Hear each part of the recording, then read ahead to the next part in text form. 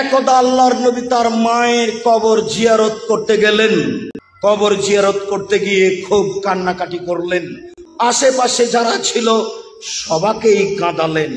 তারপর তিনি বলছেন, পৃথিবীর মানুষ শুনে রেখো, জাতির উদ্দেশ্যে বলে যাচ্ছি, ইস্তাজান্ত রব্বি ফিয়ান আস্তাগফিরালে উম্মি, আমার মায়ের জন্য ক্ষমা চাওয়ার অনুমতি চাইলাম। আল্লাহকে আমি বললাম, আল্লাহ একটু তোমাকে বলি আমার মায়ের ক্ষমার ব্যাপারে, আমি একটু বলি আল্লাহ তুমি আমার মাকে ক্ষমা করো, এই বাক্যটা একটু তোমার কাছে বলি। আল্লাহ আমার মাকে ক্ষমা করো, এই বাক্যটা একটু তোমার কাছে বলি, এই অনুমতি দেন। ফালাম ইউদানলি, আমাকে অনুমতি দেওয়া হলো না। আমি বলতে পাবো না আল্লাহ তুমি আমার মাকে ক্ষমা করো। এই ছেলে মুনাফিক, তুমি কি করে লিখতে পারো? আব্দুর রাজ্জাক সে বলেছেন তার বাপ মা জাহান্নামে যাবে। যাবে কথাই ঠিক, তুমি কি করে তোমার হুজুর বদনাম করে, তুমি কি করে বদনাম করতে পারো? রাসূল সাল্লাল্লাহু আলাইহি সাল্লাম মায়ের জন্য ক্ষমা চাওয়ার চাইবে এটা অনুমতি চেয়েছিলেন, অনুমতি হয়নি। খ্রিস্টান হয়ে মারা গেলে বাঁচার পথ কি আছে? কোনো পথই নেই।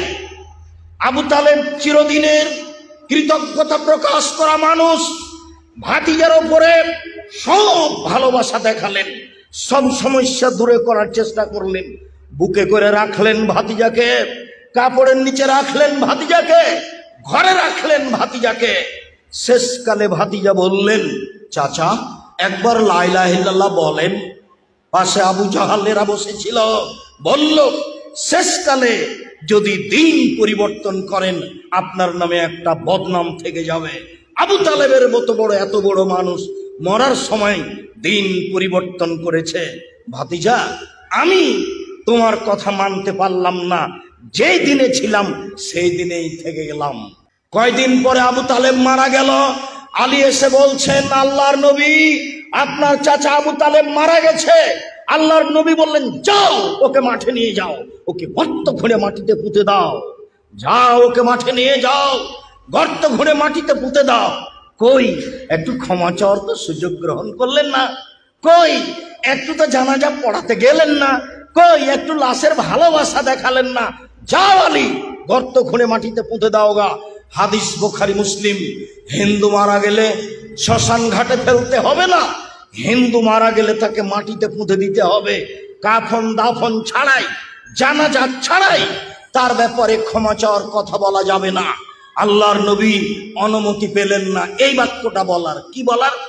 আমার মাকে ক্ষমা করেন, এই বাক্যটা বলার অনুমতি হয়। আমি মনে হয় বুঝাতে পারি না। ক্ষমা চাইলেন, ক্ষমা হয়নি এ কথা আমি বলিনি। আমি মনে হয় বুঝাতে পারি না। আমি কি বুঝাতে পারছি? বুঝতে পারছেন? মানে ক্ষমা চাইলেন, ক্ষমা হলো না এটা নয়, ক্ষমা চাওয়ার বাক্যটার অনুমতি চেয়েছিলেন। আমি একটু আমার মায়ের জন্য ক্ষমা চাইবো, এই অনুমতিটা দেন। না, হবে না। তোমার মায়ের জন্য তুমি ক্ষমা চাইবা এই অনুমতি আমার কাছে হবে না। ওয়াস্তাজানতুহু, আমি আল্লাহর কাছে অনুমতি চাইলাম আমার মায়ের কবর দেখতে যেতে। ফাওয়াজানালি, আমাকে বলা হলো যাও তোমার মায়ের কবর দেখে আসো, ক্ষমার কথা বলতে বাবা না। হাদিস মুসলিম। এই ছেলে, তোমার হুজুরকে বলে দিও হাদিস অনুবাদ করতে। ধর্ম বিকৃত করিও না, আখেরি মোনাজাতে উপস্থিত হয়ে জান্নাত কিনে নিও না। ধর্ম পাগল হয়নি, বুজুর্গানে দিনের কথা দিয়ে ধর্ম চলে না। ধর্ম পাগল হয়নি। হাদিস মুসলিম। সম্মানিত দিনী ভাই বোন, বলছিলাম রাসূল সাল্লাল্লাহু আলাইহি সাল্লামের মুখ থেকে জাহান্নামের পরিচয় বুঝছিলাম। এবার একটু জাহান্নামীদের পরিচয় বুঝি, অল্প বুঝলেই হবে। রাসূল সাল্লাল্লাহু আলাইহি সাল্লাম বলেন, ইন্না গিলজা লে জাহান্নাম ইল্লা গিলজিল, নিশ্চয় জাহান্নামীদের চামড়া হবে ইসনানে আরবাউনা জেরা, 42 হাত মোটা। নিশ্চয় জাহান্নামীদের গায়ের চামড়া হবে 42 হাত মোটা। আইন্না জিরসাহু মিসলু উহুদিন, দাঁত হবে উহুদ পাহাড়ের সমান। উহুদ পাহাড় 4 কিলোমিটার প্রশস্ত, 8 কিলোমিটার লম্বা। নিচে কত কিলো আছে কেউ জানে না। আইন্না বাইজাহু মিসলুল বাইদা, তার মানুষের উরুরান হবে বাইজা পাহাড়ের সমান লম্বা। বাইজা পাহাড় 39 কিলোমিটার লম্বা। আইনা জাহান্নাম আইনা মাজলিসাহু মিন জাহান্নাম মা বাইনা মক্কা ওয়াল মদিনা। একজন জাহান্নামীর বসার জায়গা হবে 450 কিলোমিটার। মক্কা থেকে মদিনা যত পথ, একজন জাহান্নামীর বসার জায়গা হবে তত পথ। যদি একজন জাহান্নামীর চামড়া হয় 42 হাত মোটা, যদি একজন জাহান্নামীর দাঁত হয় উহুদ পাহাড়ের সমান, যদি একজন জাহান্নামীর উরুরান হয় 39 কিলোমিটার লম্বা, যদি একজন জাহান্নামীর বসার জায়গা হয় 450 কিলোমিটার। বাইনা মানকে বাই কাফের ফিন্নারে সালাসাতা ইয়ামিনুল রাকিবিল মুসরে। একজন দ্রুতগামী ঘোড়া যদি একজন জাহান্নামীর ডান কাঁধে দৌড়াতে লাগে, বাম কাঁধ পৌঁছিতে সময় লাগবে 3 দিন 3 রাত। একজন জাহান্নামীর কাঁধ যদি এত লম্বা হয়, প্রতি হাজারে যদি 999 জন লোক জাহান্নামে যায়, তাহলে জাহান্নাম কত বড়? প্রতি হাজারে যদি 999 জন লোক জাহান্নামে যায়, তাহলে জাহান্নাম কত বড়? সম্মানিত দিনী ভাই বোন, আপনাকে আমি কি দিয়ে বুঝাই জাহান্নাম কি জিনিস, জাহান্নামকে আল্লাহ কিভাবে সৃষ্টি করেছেন। এবার চলেন যাই, জাহান্নামকে বিচারের মাঠে টেনে হেঁচড়ে নিয়ে যাওয়া হবে। মহান আল্লাহ বলেন, উজিয়া ইয়াউমা ইদিন বে জাহান্নাম। যেদিন জাহান্নামকে টেনে হেঁচড়ে বিচারের মাঠে নিয়ে যাওয়া হবে, জাহান্নামও প্রস্তুত, জান্নাতও প্রস্তুত। জাহান্নামও প্রস্তুত, জান্নাতও প্রস্তুত। জাহান্নাম কোথায় আছে? সপ্তম জমিনের নিচে। জান্নাত কোথায় আছে? সপ্তম আকাশের উপরে। জাহান্নাম জান্নাত কোথায় আছে আল্লাহই ভালো জানেন। আল্লাহর নবী একদা রাতে সালাত আদায় করছিলেন। একদা তিনি চন্দ্র সূর্য গ্রহণের, সাহাবীগণ বললেন রাআইনাহু, আমরা তাকে দেখলাম। তিনি একটা কিছু নিলেন হাত দিয়ে, তারপরে দেখলাম তিনি পিছে হটে গেলেন। সালাত শেষ হয়ে গেল। আমরা বললাম আল্লাহর নবী কি ব্যাপার? সালাতের মধ্যে আপনাকে কিছু নিতে দেখলাম, আবার দেখলাম আপনি পিছনে হটে গেলেন, বিষয়টা বুঝতে পারলাম না। তখন তিনি বলছেন, শোনো, আল জান্নাহ, আমি জান্নাত দেখেছিলাম। আমি মনে করলাম জান্নাত থেকে এক টুকরা ফল নিয়ে নি, এক গোছা ফল নিয়ে নি। লাউলা খাস্তহু, যদি আমি এক টুকরা এক গোছা ফল নিয়ে নিতাম, লাকালতুম মা বাকিয়াতিদ দুনিয়া, তাহলে কিয়ামত পর্যন্ত পৃথিবীর সব পুরুষ নারী হিন্দু খ্রিস্টান সবাই খেত। এক গোছা ফল নিয়ে নিলে কিয়ামত পর্যন্ত খেত সবাই। তারপরে আমি সরে গেলাম, আমি দেখলাম জাহান্নাম এত ভয়াবহ অবস্থায়, ভয়ঙ্কর অবস্থায় জাহান্নাম কোনোদিন দেখিনি। দেখে আমি পিছনে হটে গেলাম, দেখি শুধু নারী, দেখি শুধু নারী। বললাম, আবে মা ইয়া রাসূলুল্লাহ, কেন সবাই জাহান্নামে যাবে? ওরা আয়াকফুরনা বিল্লাহ, ওরা কি আল্লাহকে মানে না, সেই জন্য জাহান্নামে যাবে? কালা, না না না না না, ওরা আল্লাহকে মানে না এজন্য নয়, তুকসিরুল্লাহ না, ওরা আসলে অভিশাপ করে, ওরা আসলে বদনাম করে, ওরা অপ্রয়োজনীয় কথা বলে, ওরা এরর কথা বলে, এই জন্য তারা বেশি বেশি জাহান্নামে যাবে। ওয়ায়াকফুরনাল আশিরা, ওরা স্বামীকে মানে না, এই জন্য তারা জাহান্নামে যাবে। লাউ আহসানতা মিনহা আদাহারা কুল্লাহা, সারা জীবন যদি তুমি তার সাথে ভালো আচরণ করো, ইনকাশায়ান, তারপরে যদি কোনোদিন দেখে একটা মোটা কাপড় নিয়ে চলে এসেছ, তাহলে বলবে জিন্দেগিতে তোমার কাছে কোনোদিন ভালো দেখিনি। সম্মানিত দিনী ভাই বোন, জাহান্নাম থেকে বাঁচার জন্য কিছু পরামর্শ থাকলো। এক, সালাম ফেরার পূর্বে আপনি বলবেন, রব্বানা আতিনা ফিদ দুনিয়া হাসানাতাও ওয়া ফিল আখিরাতি হাসানাতাও ওয়া কিনা আযাবান নার। আল্লাহ তুমি ইহকালে কল্যাণ দাও, আল্লাহ তুমি পরকালে কল্যাণ দাও, আল্লাহ তুমি জাহান্নামের শাস্তি থেকে বাঁচাও। দুই, আপনি সলাতে সালাম ফেরার পূর্বে বলবেন আল্লাহুম্মা ইন্নী আউযু বিকা মিন আযাবে জাহান্নাম, আল্লাহ তোমার কাছে জাহান্নাম থেকে বাঁচতে চাচ্ছি, জাহান্নাম থেকে বাঁচাও। আউযু বিকা মিন আযাবিল কবর, আল্লাহ তুমি কবরের শাস্তি থেকে বাঁচাও, তোমার কাছে আমি কবরের শাস্তি থেকে বাঁচতে চাচ্ছি।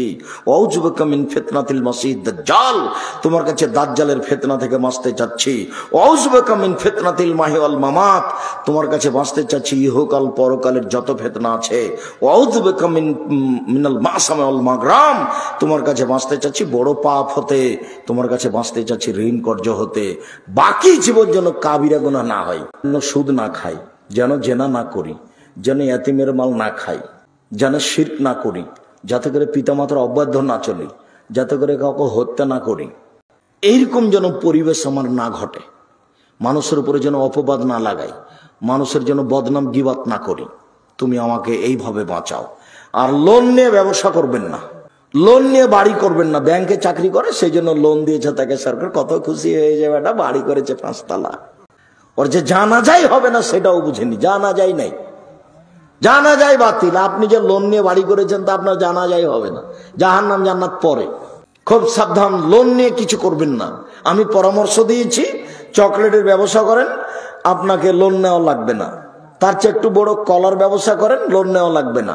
তার চেয়ে একটু বড় কাপড়ের ব্যবসা করেন, লোন নেওয়া লাগবে না। ধনী হতে সময় লাগবে 25 থেকে 30 বছর। একদিনই ধনী হতে চাইলে হবে। আর এখন তো ভোগ রেল নদাপাড়ার জমির দাম অনেক বেশি হয়ে গেছে। আপনারা তো কৃষক মানুষ ছিলেন, কত জমি আছে, 2 শতক বিক্রি করলেই তো হজ করা যাবে, ব্যবসা করা যাবে। লোন নিবেন কেন? কোন দুঃখে লোন নিবেন? লোনই যাবেন না ওখানে, মরাই লাগবে কয়দিন পরে, ছেলে মেয়ে থেকে যাবে, আপনাকে জাহান্নামে জ্বলতে হবে। আপনার সাথে তার কোনো সম্পর্ক নেই। আপনি আপনার বাপকে যতটুকু ভেবেছেন আপনার ছেলে আপনাকে ততটুকু ভাববে না। আপনি ভাবতে পারেন না কত আদরের ছেলে, তবু মনেই নাই। আমার আব্বা আমাকে যখন রেখে ফিরতেন তখনই আমার আব্বার 2 চোখের পানি ঝরঝর করে ঝরতো, আমার এই চোখের সামনে একাধিক দিনের।